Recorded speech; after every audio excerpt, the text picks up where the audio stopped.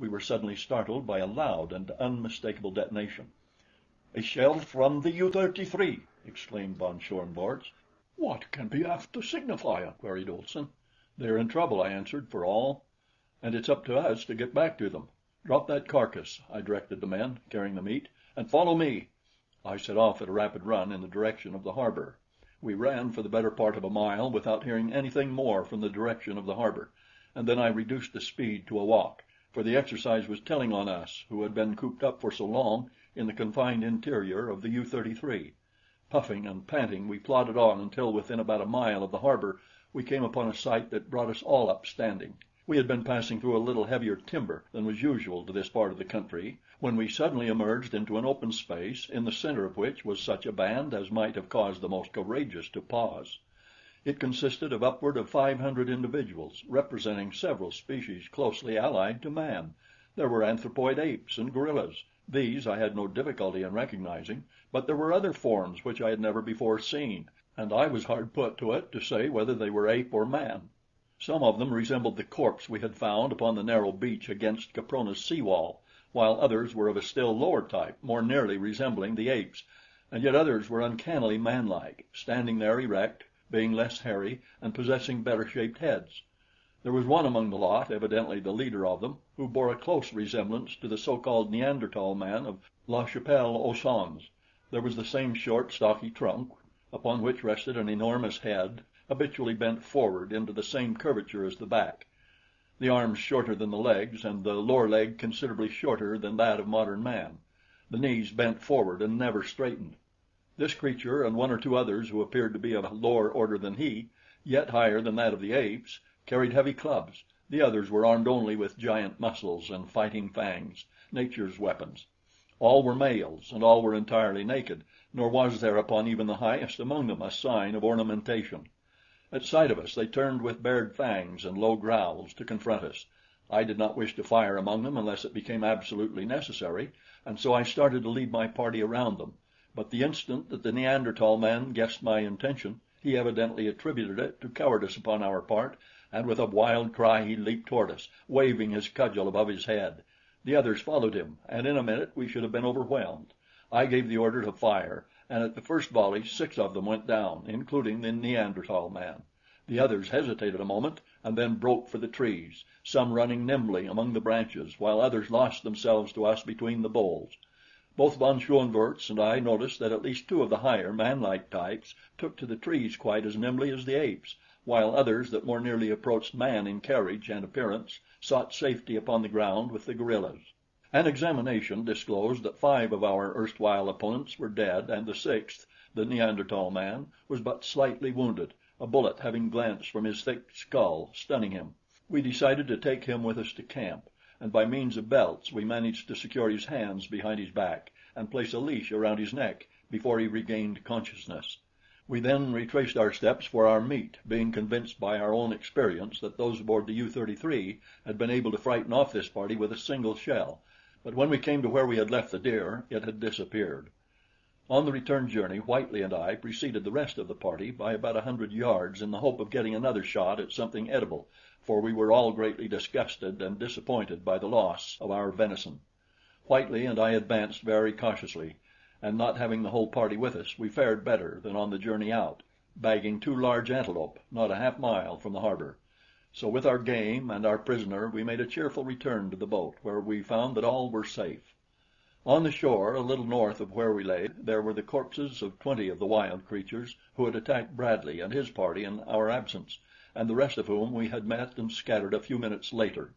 We felt that we had taught these wild ape men a lesson, and that because of it we would be safer in the future, at least safer from them, but we decided not to abate our carefulness one whit, feeling that this new world was filled with terrors still unknown to us, nor were we wrong. The following morning we commenced work upon our camp, Bradley, Olson, von Schoenvorts, Miss La Rue, and I having sat up half the night discussing the matter and drawing plans. We set the men at work felling trees, selecting for the purpose jarrah, a hard, weather-resisting timber which grew in profusion near by. Half the men labored, while the other half stood guard, alternating each hour with an hour off at noon. Olson directed this work. Bradley, von Schoenvorts, and I, with Miss La Rue's help, staked out the various buildings and the outer wall. When the day was done, we had quite an array of logs nicely notched and ready for our building operations on the morrow, and we were all tired, for after the buildings had been staked out, we all fell in and helped with the logging, all but von Schoenvorts. He, being a Prussian and a gentleman, couldn't stoop to such menial labor in the presence of his men, and I didn't see fit to ask it of him, as the work was purely voluntary upon our part. He spent the afternoon shaping a swagger stick from the branch of a jarrah and talking with Miss La Rue, who had sufficiently unbent toward him to notice his existence. We saw nothing of the wild men of the previous day, and only once were we menaced by any of the strange denizens of Caprona, when some frightful nightmare of the sky swooped down upon us, only to be driven off by a fusillade of bullets.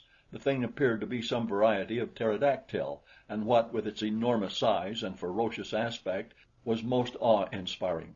There was another incident, too, which to me at least was far more unpleasant than the sudden onslaught of the prehistoric reptile.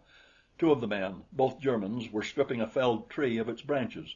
Von Schoenvorts had completed his swagger stick, and he and I were passing close to where the two worked. One of them threw to his rear a small branch that he had just chopped off, and as misfortune would have it, it struck von Schoenvorts across the face. It couldn't have hurt him, for it didn't leave a mark, but he flew into a terrific rage, shouting "Achtung!" in a loud voice. The sailor immediately straightened up, faced his officer, clicked his heels together, and saluted. "Pig!" roared the Baron, and struck the fellow across the face, breaking his nose. I grabbed von Schoenvorts' arm and jerked him away before he could strike again, if such had been his intention, and then he raised his little stick to strike me, but before it descended, the muzzle of my pistol was against his belly, and he must have seen in my eyes that nothing would suit me better than an excuse to pull the trigger. Like all his kind and all other bullies, von Schoenvorts was a coward at heart, and so he dropped his hand to his side and started to turn away, but I pulled him back, and there before his men I told him that such a thing must never again occur, that no man was to be struck or otherwise punished other than in due process of the laws that we had made and the court that we had established. All the time the sailor stood rigidly at attention, nor could I tell from his expression whether he most resented the blow his officer had struck him or my interference in the gospel of the Kaiser breed. Nor did he move until I said to him, "Plesser, you may return to your quarters and dress your wound." Then he saluted and marched stiffly off toward the U-33. Just before dusk we moved out into the bay 100 yards from shore and dropped anchor, for I felt that we should be safer there than elsewhere.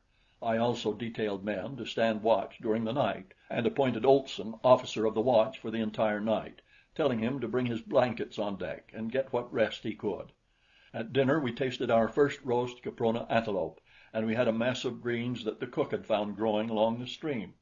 All during the meal von Schoenvorts was silent and surly. After dinner we all went on deck and watched the unfamiliar scenes of a Capronian night, that is, all but von Schoenvorts. There was less to see than to hear. From the great inland lake behind us came the hissing and the screaming of countless saurians. Above us we heard the flap of giant wings, while from the shore rose the multitudinous voices of a tropical jungle, of a warm, damp atmosphere such as must have enveloped the entire earth during the Paleozoic and Mesozoic eras. But here were intermingled the voices of later eras, the scream of the panther, the roar of the lion, the baying of wolves, and a thunderous growling which we could attribute to nothing earthly, but which one day we were to connect with the most fearsome of ancient creatures. One by one the others went to their rooms, until the girl and I were left alone together, for I had permitted the watch to go below for a few minutes, knowing that I would be on deck. Miss La Rue was very quiet, though she replied graciously enough to whatever I had to say that required a reply. I asked her if she did not feel well. "Yes," she said, "but I am depressed by the awfulness of it all. I feel of so little consequence, so small and helpless in the face of all these myriad manifestations of life stripped to the bone of its savagery and brutality. I realize as never before how cheap and valueless a thing is life. Life seems a joke, a cruel, grim joke. You are a laughable incident or a terrifying one, as you happen to be less powerful or more powerful than some other form of life which crosses your path. But as a rule you are of no moment whatsoever to anything but yourself. You are a comic little figure hopping from the cradle to the grave. Yes, that is our trouble. We take ourselves too seriously, but Caprona should be a sure cure for that." She paused and laughed. "You have evolved a beautiful philosophy," I said. It fills such a longing in the human breast. It is full, it is satisfying, it is ennobling. What wondrous strides toward perfection the human race might have made if the first man had evolved it and it had persisted until now as the creed of humanity. "I don't like irony," she said. "It indicates a small soul." "What other sort of soul, then, would you expect from a comic little figure hopping from the cradle to the grave?" I inquired. "And what difference does it make anyway, what you like and what you don't like? You are here for but an instant, and you mustn't take yourself too seriously." She looked up at me with a smile. "I imagine that I am frightened and blue," she said, "and I know that I am very, very homesick and lonely." There was almost a sob in her voice as she concluded. It was the first time that she had spoken thus to me. Involuntarily I laid my hand upon hers where it rested on the rail. "I know how difficult your position is," I said, "but don't feel that you are alone. There is one here who would do anything in the world for you," I ended lamely. She did not withdraw her hand, and she looked up into my face with tears on her cheeks, and I read in her eyes the thanks her lips could not voice. Then she looked away across the weird moonlit landscape and sighed. Evidently her newfound philosophy had tumbled about her ears, for she was seemingly taking herself seriously. I wanted to take her in my arms and tell her how I loved her, and had taken her hand from the rail and started to draw her toward me, when Olson came blundering up on deck with his bedding.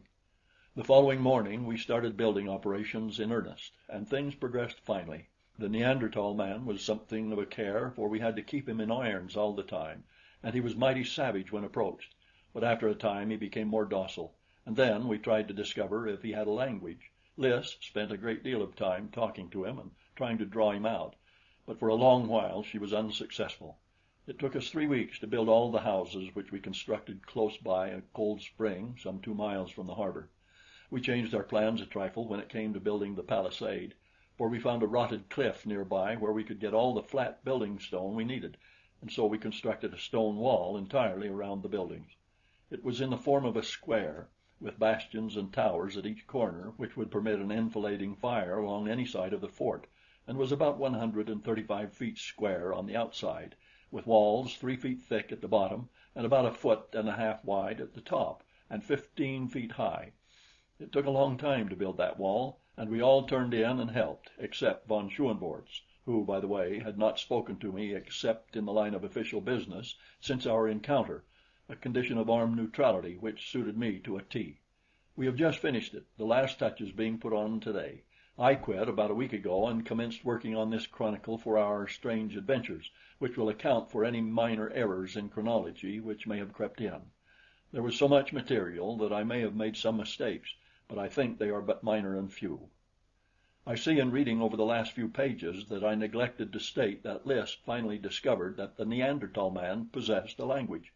She had learned to speak it, and so have I, to some extent. It was he, his name he says is Am or Om, who told us that this country is called Caspak. When we asked him how far it extended, he waved both arms about his head in an all-including gesture which took in apparently the entire universe. He is more tractable now, and we are going to release him, for he has assured us that he will not permit his fellows to harm us. He calls us Galus, and says that in a short time he will be a Galu. It is not quite clear to us what he means. He says that there are many Galus north of us, and that as soon as he becomes one, he will go and live with them. Ahm went out to hunt with us yesterday, and was much impressed by the ease with which our rifles brought down antelopes and deer. We have been living upon the fat of the land, Ahm having shown us the edible fruits, tubers, and herbs, and twice a week we go out after fresh meat. A certain proportion of this we dry and store away, for we do not know what may come. Our drying process is really smoking. We have also dried a large quantity of 2 varieties of cereal, which grow wild a few miles south of us. One of these is a giant Indian maize, a lofty perennial often 50 and 60 feet in height, with ears the size of a man's body and kernels as large as your fist. We have had to construct a second storehouse with a great quantity of this that we have gathered. September 3, 1916. 3 months ago today, the torpedo from the U-33 started me from the peaceful deck of the American liner upon the strange voyage which has ended here in Caspak. We have settled down to an acceptance of our fate, for all are convinced that none of us will ever see the outer world again. Ahm's repeated assertions that there are human beings like ourselves in Caspak have roused the men to a keen desire for exploration. I sent out one party last week under Bradley. Ahm, who is now free to go and come as he wishes, accompanied them. They marched about 25 miles due west, encountering many terrible beasts and reptiles, and not a few manlike creatures, whom Ahm sent away. Here is Bradley's report of the expedition. Marched 15 miles the first day, camping on the bank of a large stream which runs southward. Game was plentiful, and we saw several varieties which we had not before encountered in Caspak. Just before making camp we were charged by an enormous woolly rhinoceros, which Plesser dropped with a perfect shot. We had rhinoceros steaks for supper. Ahm called the thing Attis. It was almost a continuous battle from the time we left the fort until we arrived at camp. The mind of man can scarce conceive the plethora of carnivorous life in this lost world, and their prey, of course, is even more abundant. The second day we marched about 10 miles to the foot of the cliffs, passed through dense forests close to the base of the cliffs, saw manlike creatures and a low order of ape in one band, and some of the men swore that there was a white man among them. They were inclined to attack us at first, but a volley from our rifles caused them to change their minds. We scaled the cliffs as far as we could, but near the top they are absolutely perpendicular, without any sufficient cleft or protuberance to give hand or foothold. All were disappointed, for we hungered for a view of the ocean and the outside world. We even had a hope that we might see and attract the attention of a passing ship. Our exploration has determined one thing which will probably be of little value to us and never heard of beyond Caprona's walls. This crater was once entirely filled with water. Indisputable evidence of this is on the face of the cliffs. Our return journey occupied 2 days and was as filled with adventure as usual. We are all becoming accustomed to adventure. It is beginning to pall on us. We suffered no casualties and there was no illness. I had to smile as I read Bradley's report. In those 4 days he had doubtless passed through more adventures than an African big game hunter experiences in a lifetime, and yet he covered it all in a few lines. Yes, we are becoming accustomed to adventure. Not a day passes that one or more of us does not face death at least once. Ahm taught us a few things that have proved profitable and saved us much ammunition, which it is useless to expend except for food or in the last recourse of self-preservation. Now, when we are attacked by large flying reptiles, we run beneath spreading trees. When land carnivora threaten us, we climb into trees, and we have learned not to fire at any of the dinosaurs unless we can keep out of their reach for at least 2 minutes after hitting them in the brain or spine, or 5 minutes after puncturing their hearts. It takes them so long to die. To hit them elsewhere is worse than useless, for they do not seem to notice it, and we had discovered that such shots do not kill or even disable them. September 7, 1916. Much has happened since I last wrote. Bradley is away again on another exploration expedition to the cliffs. He expects to be gone several weeks, and to follow along their base in search of a point where they may be scaled. He took Sinclair, Brady, James, and Tippet with him. Ahm has disappeared. He has been gone about 3 days, but the most startling thing I have on record is that von Schoenvorts and Olson, while out hunting the other day, discovered oil about 15 miles north of us, beyond the sandstone cliffs. Olson says there is a geyser of oil there, and von Schoenvorts is making preparations to refine it. If he succeeds, we shall have the means for leaving Caspak and returning to our own world. I can scarce believe the truth of it. We are all elated to the 7th heaven of bliss. Pray God we shall not be disappointed. I have tried on several occasions to broach the subject of my love to Lys, but she will not listen. End of chapter 6.